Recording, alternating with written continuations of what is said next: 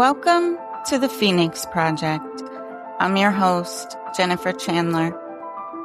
Before we begin, I just want to take a moment to ground this space. Today's episode features a survivor story. This is a real lived experience shared with the intention of bringing awareness, understanding, and healing to those who may see themselves in it.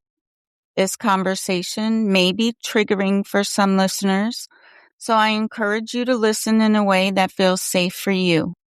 Pause when you need to. Come back when you're ready. And Joycee, thank you for being here. I know this isn't easy, and I don't take that lightly. Let's start here. What feels important for you to share about your story right now? Well, first, Jennifer, I just want to say thank you. Thank you for having me on. I'm really excited to be here. Absolutely. And I know that you said this isn't easy, but honestly, the place that I'm at in my life today it is easy for me to share because that's how much healing I've had. So Right. I just want to encourage people that wherever they are in their journey, that there's hope, that there's life in that. And that it's a process and it takes time. Mm-hmm. And as I was thinking about my story and coming here today, I want to make sure people don't compare themselves to my story or anybody else's story, because what is happening in their own lives is big enough. And it doesn't matter if they feel that my story's bigger or more horrifying or yours is. It's what it's doing to their own life. So it's important that they honor that for themselves. Absolutely.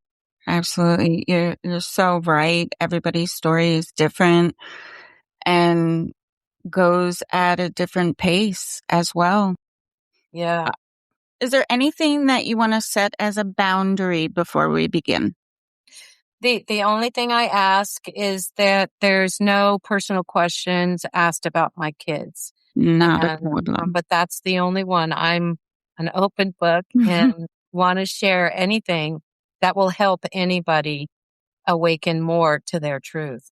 Beautiful. And absolutely, I respect that completely. Thank you for setting that. What made you decide that now is the time to share your story in this way? Well, I want to say it this way. I feel like my story has been like a puzzle. And when I think I've put the last piece to that puzzle together, I find that there's still more pieces coming. And at this time in my life, I've been sharing my story the only way I knew how.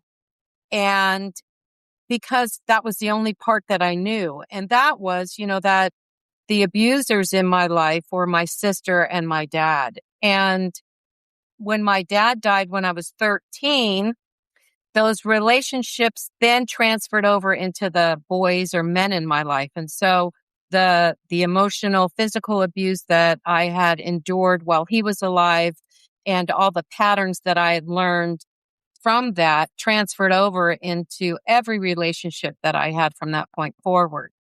So I didn't, and then I want to say this too, in 2022, I had stepped in to care for my elderly mom. She was ill, and discovered that my sister was sick at the same time. And after a year of caring for my sister, she died suddenly.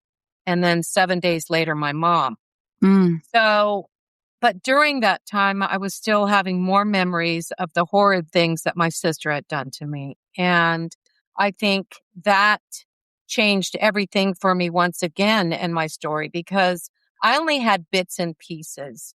So after they died, I didn't have to protect anyone anymore, and I didn't have to sugarcoat the truth, meaning I gave what parts I could, but my heart was always, I never wanted to hurt anybody in my family, so it really stopped me from being gut-wrenching honest. I held a lot in. So when they died in 2023 and I went through some more healing, I then published another book in 2025. And I thought it was the final installment of my story. But the truth is, it wasn't, because I've done more growing and evolving and changing. And I think that, throughout our lives, we're going to continue doing that until we go home, you know, because we don't ever get to the finish line healed, whole, and walking on water, right? Right. So anyways, it really was a recent relationship that gave me another piece, a big piece to the puzzle. And I now have the language to what it was that I was experiencing, and I could see the patterns, and I understand a lot more about why I do the things I do and why I am the way that I was. And it just makes so much more sense. So the shift is from speaking I used to speak inside the pattern. Now I'm on the outside looking in, and that's completely different.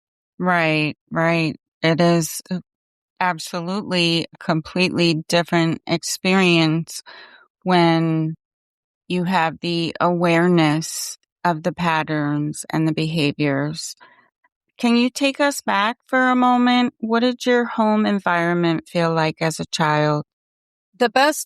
I think that the best way to describe it was like a scary movie or a horror movie that you just couldn't turn off. I mean, I was always on high alert, scanning the room, watching everyone, because I never knew when I was going to get a hit over the head or be Mm. told that I was a fat pig or some form of abuse. And Right.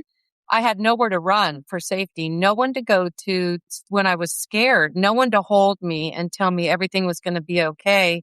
And then at night is when my sister would come and get me and bring me in the other room to get me ready for my dad. And so I never slept. So I always had one eye open, it felt like. And I remember having paralyzing fear laying in my bed every night because I knew it was going to happen. I just didn't know what time or when. I can feel just hearing you say it, the constant alertness, like never getting to rest. And that's got to be so terrifying as a child. And so sorry that you had to go through that. I just want to say when you're growing up in that, you are very attuned to a look, a tone, Mm-hmm. even a mannerism, and you know exactly what to do. It's fascinating. Oh, yeah. Yeah. I mean, I can relate to that in the relationships that I was, forced into. I can definitely relate to that. Now, when you think back to that time, what do you think stands out most emotionally? How much I hated myself because I internalized it. So, because I always felt like something was wrong with me, I would watch my dad play with my sister or have her sit on his lap and he would kiss her and just be very loving and gentle with her. Same with my mama. And then there was me where I never was told, I love you. My mama just sat there in silence, letting my dad hit me or drag me by the hair to my room to beat me or even, not protecting me. So I internalized it and felt like it was my fault. I thought that it was because I was so fat that that's Oh, why they didn't love me. So because my coping mechanism was sugar and I would go out into the garage and steal the cupcakes. That's what brought me right, comfort. It's right. just so, I guess, so that I hated myself. That I hated, Mm, I mean, self-loathed really because I couldn't change me. And right. I didn't understand why God made me that way. How did you make sense of what was happening as a child? Well, I didn't. I couldn't. I Mm-hmm. made no sense out of it. And I lived in fear. I felt like, if my dad hated me and God's the one that made me, he must hate me too. So Right. it was it was a terrifying life. Yeah. That self-blame that becomes the lens that everything gets filtered through later. Exactly. Well, how would you describe your relationship with your sister growing up? Well, growing up, she was 22 months older than me. So I idolized her, and she was skinny and she was blonde and she had dimples, and all the boys loved her. And, my dad loved her. And so I really admired her and wanted to be her, but she was so mean to me. I mean, she hated me. And but when at night, when she would come to get me, and of course, she was programmed and trained in this way Of too. course. But I'm just saying this was the dynamic. So she would come in, and if she showed me any kind of kindness or just a smile, I jumped on it. I was so desperate for love. Yeah.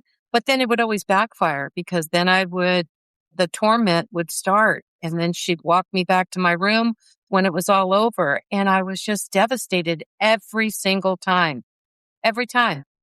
Mm.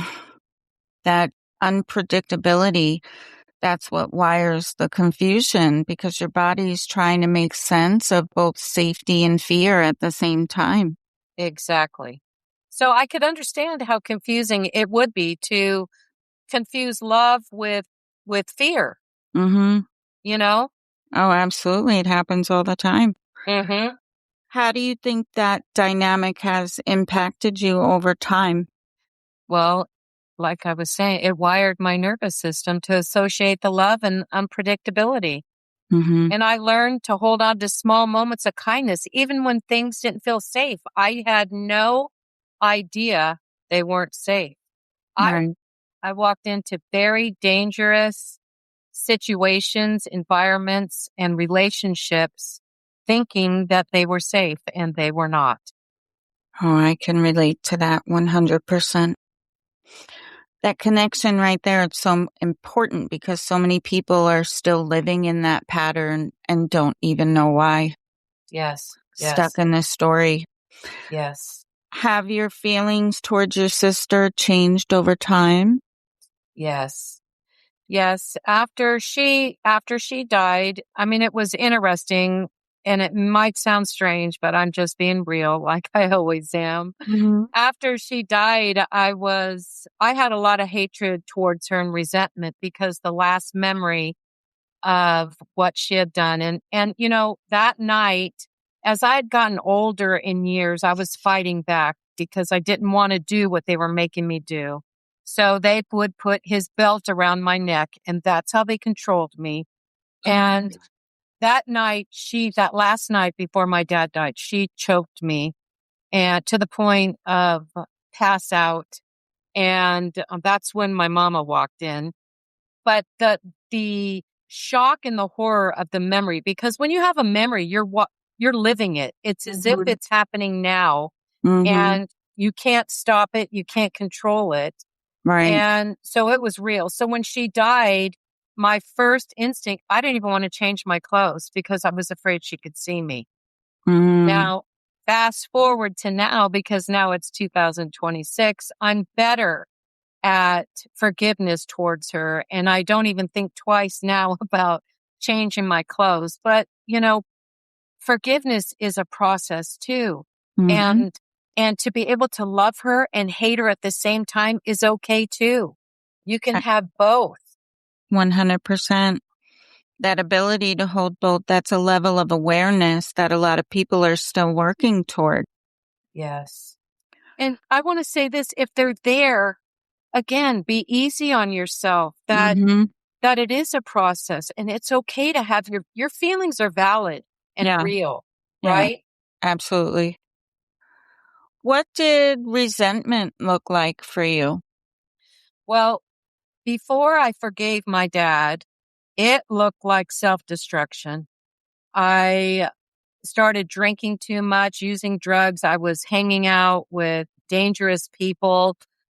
FBI wanted people. I mean, it was just a Mm. very life-threatening life. Honestly, looking back, I don't even know how I lived through most of the stuff Right. that I put myself in, or, the beatings that Right. I took. But so it did. It nearly destroyed me. And I didn't understand that holding on to that hatred and blame only kept me locked into that same pattern. So it just repeated itself throughout the years. In every relationship I had, but it, it didn't happen overnight for me to be able to see that. Do you know what I mean? Right. It was, again, Right. that was a process as well. So when I did begin the forgiveness process, I felt the pressure lift and I was actually able to stop the destructive behavior. But that wasn't until I was 50.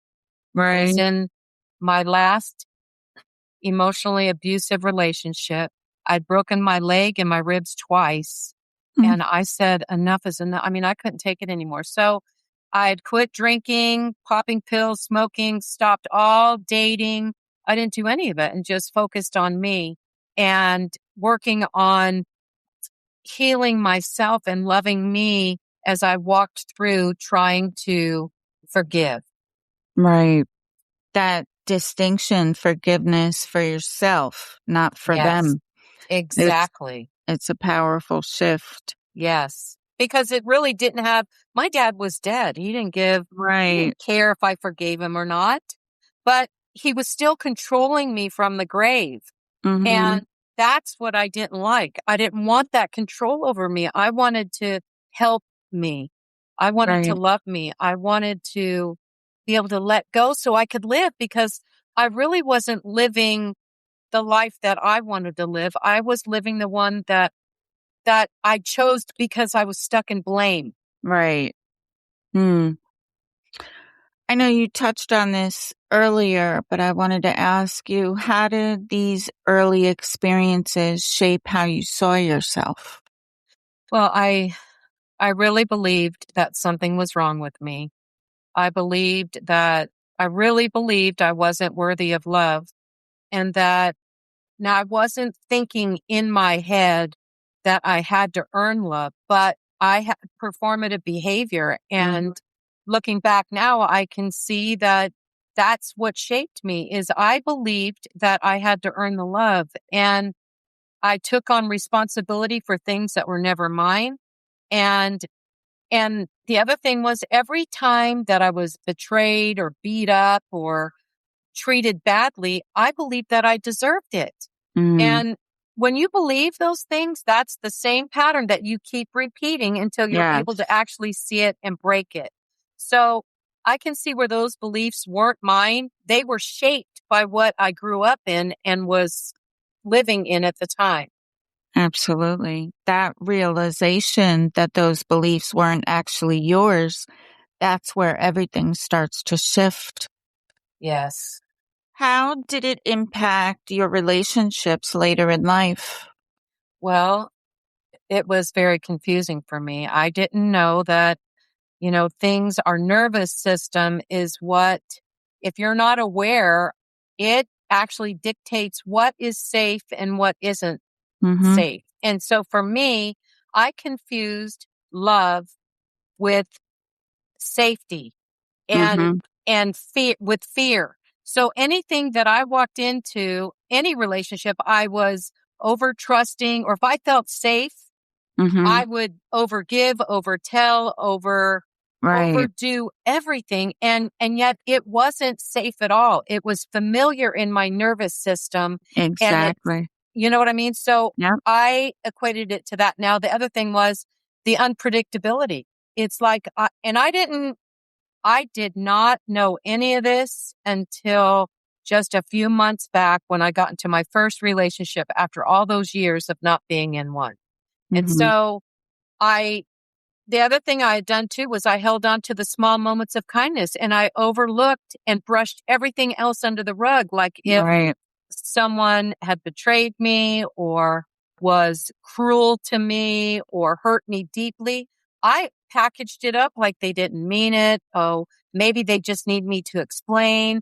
Or I took it on as my own responsibility and I didn't Mhm. trust my own feelings about any of it.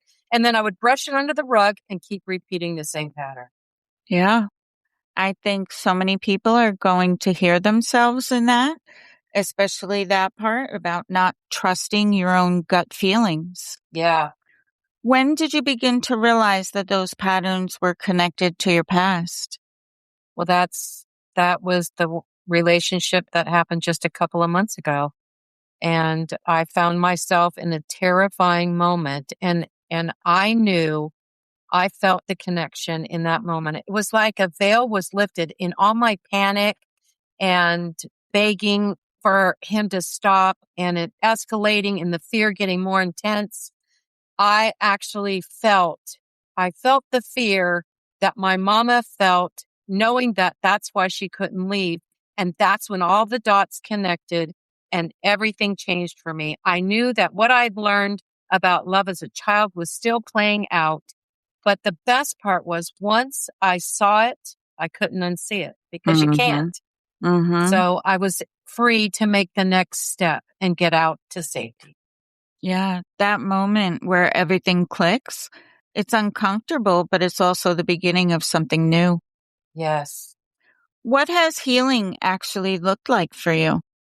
Well, healing for me today looks like me staying with myself, no matter what I feel. Mm. And that is, if I have feelings of anger or hatred or feelings of I don't trust someone, I believe myself now. I sit in the feeling of I allow myself to be upset. I don't run from me anymore, and I don't Right. numb it, and I don't judge myself. If if I if I need to eat the cookie, I'm going to eat the cookie, and I'm going to say, Exactly. Joycee, it's okay. You eat the dang cookie. This Mm-hmm. this is going to pass. But I found that it's much better for me to not white knuckle it through. Do you know what I mean? Yes. And if I can't, I won't. I'm going to eat the cookie, and I'm not going to judge myself and tell myself, Right. this is only a moment. These feelings will pass, but they need to go through me because it's important that I listen and I allow me to have my feelings. Then I'm able to embody it and it integrates within me, and then they're gone. I don't hold on to them anymore. And, Right. and then, and because my body knows, so I've learned to trust those subtle signs because there is subtle signs that Mm-hmm. let us know something's, even if you Mm-hmm. can't put your finger on it. Absolutely. Absolutely. That level of self-trust, that's something so many people are trying to get back to. You know, I think a lot of times people are just so afraid to feel the Yeah. feelings Yeah. and, avoid the whole process altogether, which only leads you down another familiar path of self-destruction. Yeah.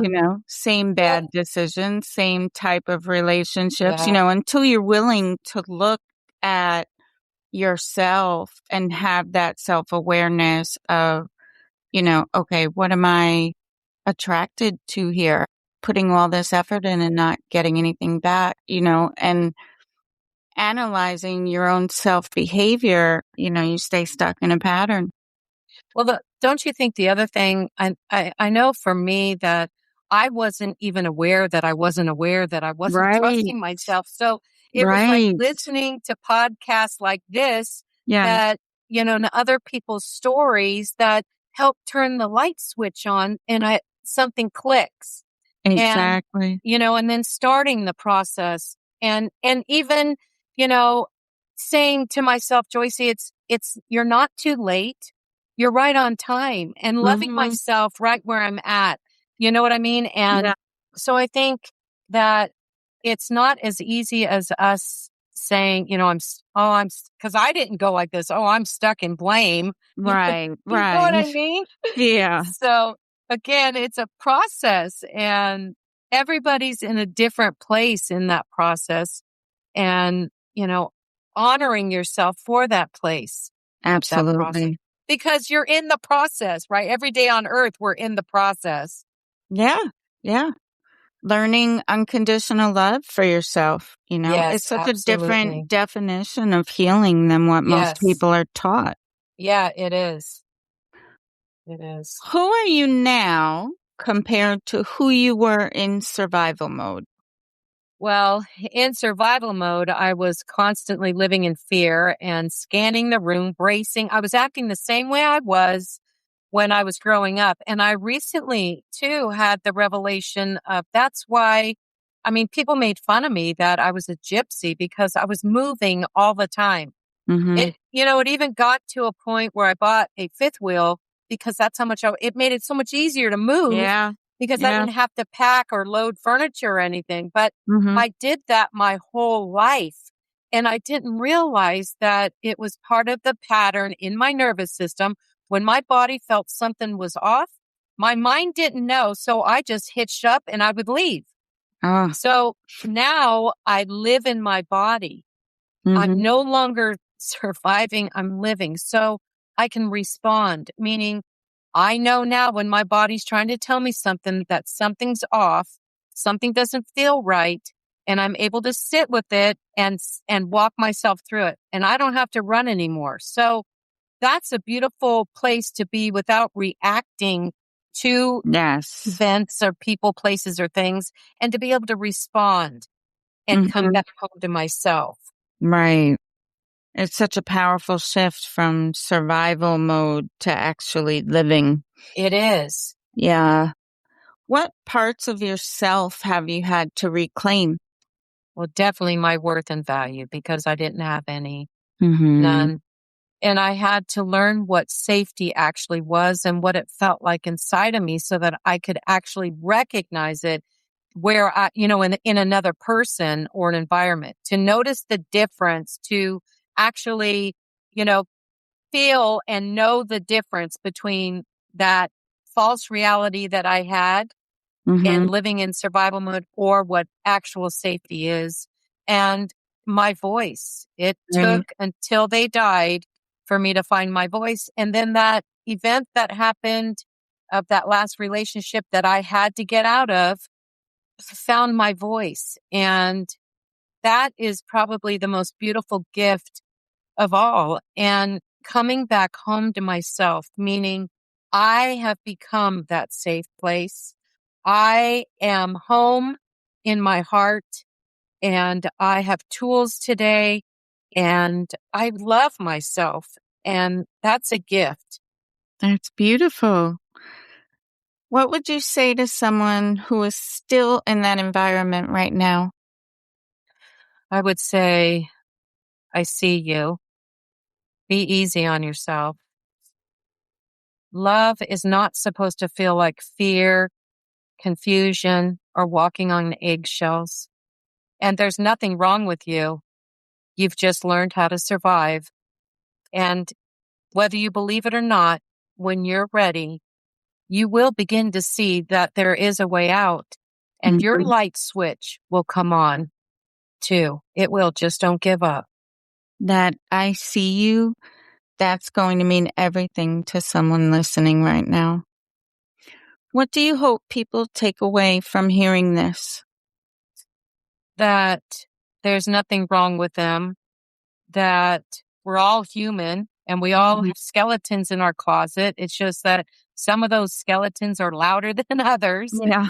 and that what they're feeling makes sense, that there's nothing wrong with their feelings, that they're valid, Mm-hmm. that healing does take time, that it is a process, that, and really it's never too late to begin, and Absolutely. definitely that they're not alone. Absolutely.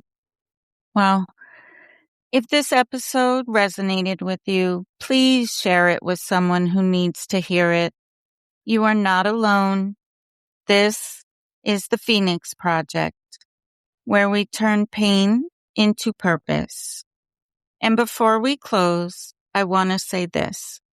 If anything in this conversation brought something up for you, please don't sit with that alone. Take a moment, breathe, ground yourself. This kind of work is deep, and sometimes just hearing something can open doors you weren't expecting. If you need support, please reach out to someone safe, a trusted person, a therapist, or a support group. And if you don't know where to start, you can reach out to me. You can email me at phoenixprojectvoices@gmail.com. I may not be able to respond to everyone right away, but I do see you, and I will always do my best to point you in the right direction. And if something in this episode clicked for you, I encourage you to go back and listen again. There are moments your mind might miss the first time, but your body won't. And those are the ones that matter. Take what resonates, leave what doesn't. And most importantly, be gentle with yourself. This is the Phoenix Project, where we turn pain into purpose, one step at a time. Until next time.